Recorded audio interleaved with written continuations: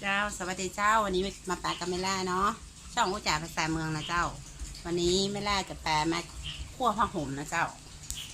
ผ้าห่มเมืองนะเจ้า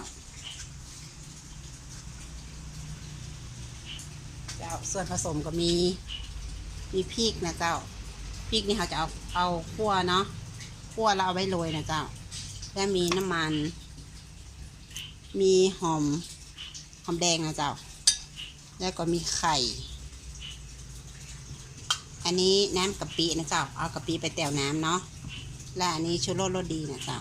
แล้วก็มีผ้าห่มเมืองนะเจ้าผ้าห่มหนามเนาะเดี๋ยวไม่ล่าจะทอดพริกก่อนนะเจ้า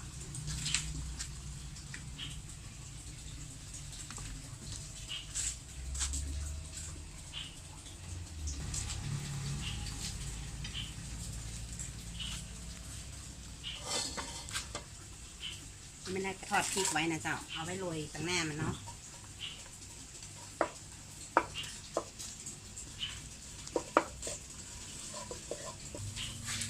คั่วประมาณนี้นะเจ้า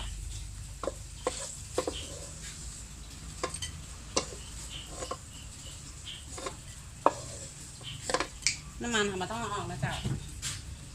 ใส่หอมลงไปเลย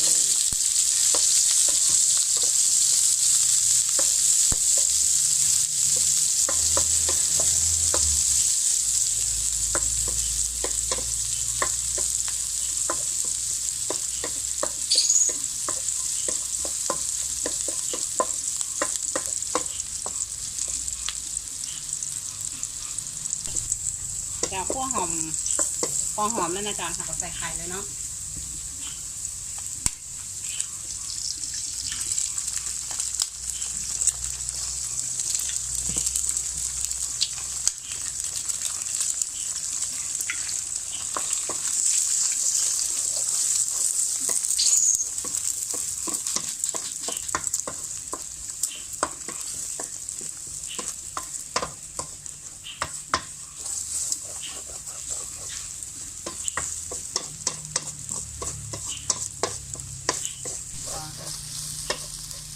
เจ้าไข่สุกแล้วเนาะ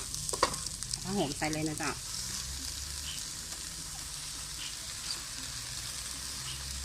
เดี๋ยวมันจะยอกไปน้อยเดียวนะจ๊ะ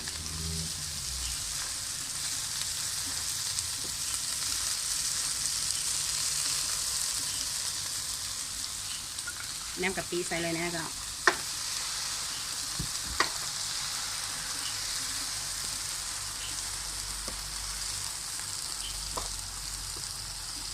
ถ้าน้ำกะปิมันน้อยมันโคนยากก็ใส่น้ำไปน้อยนึงนะจ๊ะ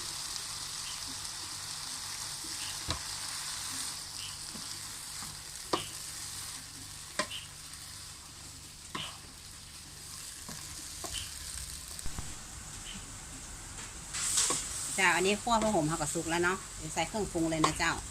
ชูรสดีแล้วแต่ชอบเนาะ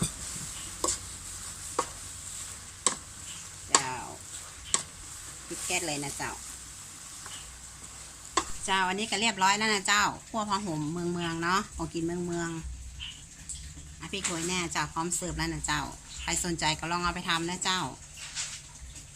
สำหรับคลิปนี้ไม่แล่ไปก่อนนะเจ้าเอาไว้หักแปะกันใหม่คลิปหน้าเนาะอย่าไปลืมกดติดตามไม่แล่นะเจ้าสวัสดีนะเจ้า